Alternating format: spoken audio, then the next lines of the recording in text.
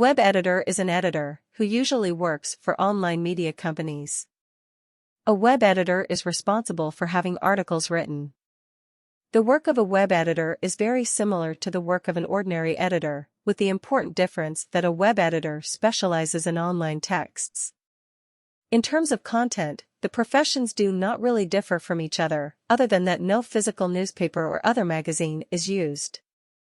Web editors are increasingly important these days, as most publishers use the internet to provide readers with information. Most major newsrooms today use web editors.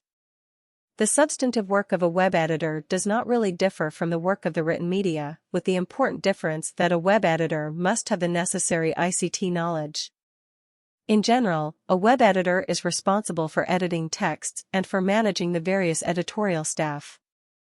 Think, for example, of copywriters, graphic designers, and journalists.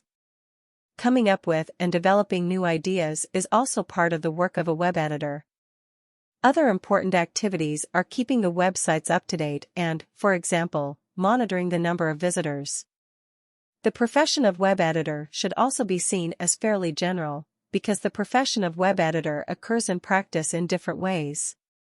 For example, a web editor may also be responsible for writing articles without the involvement of other editorial staff.